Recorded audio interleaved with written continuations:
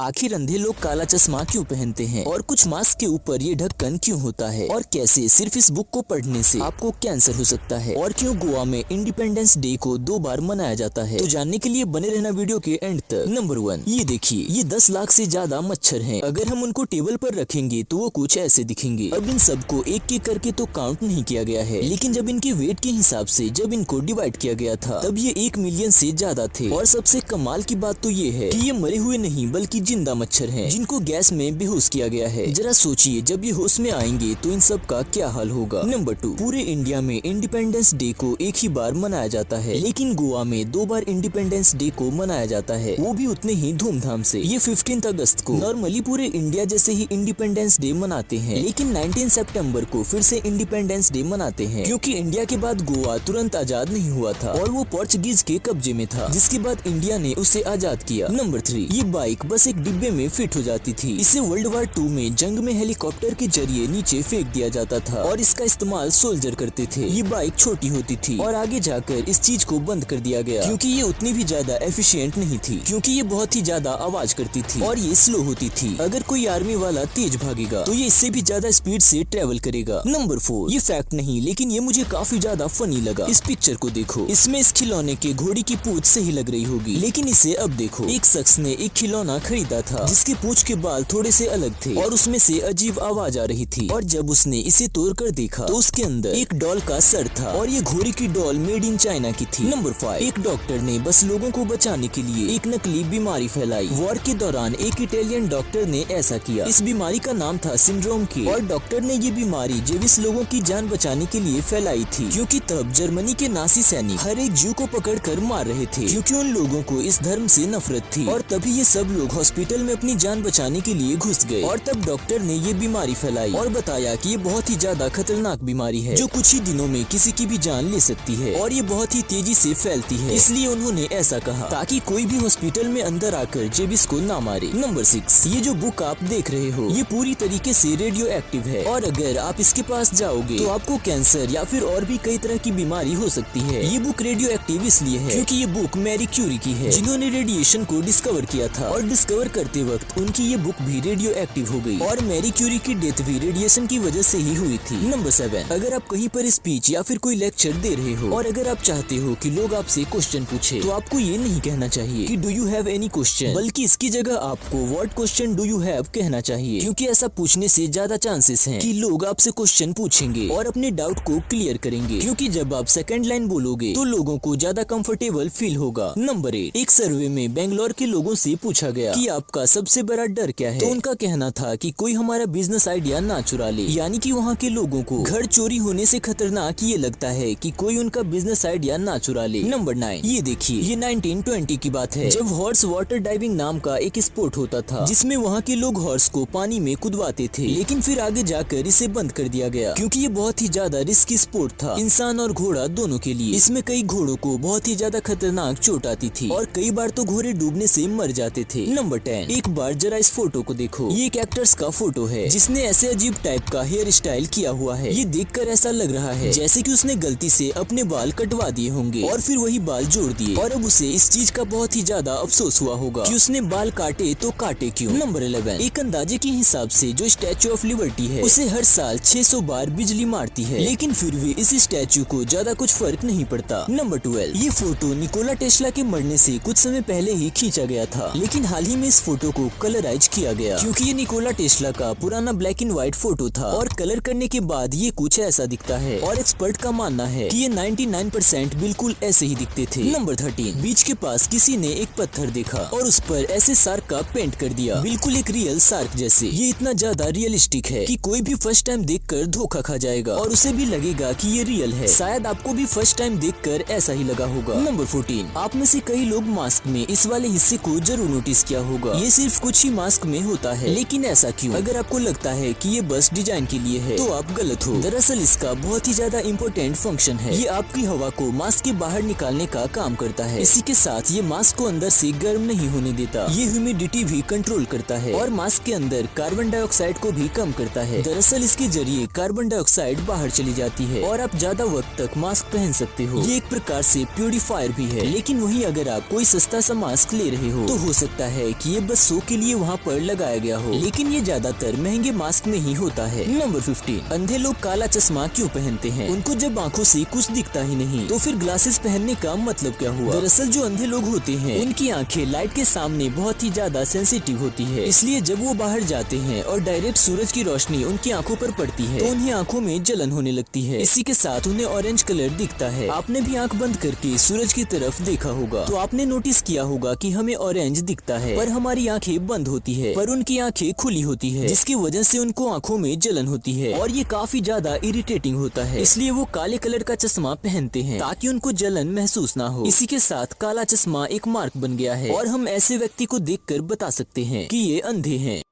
अगर आपको वीडियो पसंद आया तो वीडियो को लाइक कर देना और ऐसे ही वीडियो आगे भी देखने के लिए हमारे चैनल को सब्सक्राइब कर लेना और इस वीडियो को अपने दोस्तों के साथ भी जरूर शेयर करना।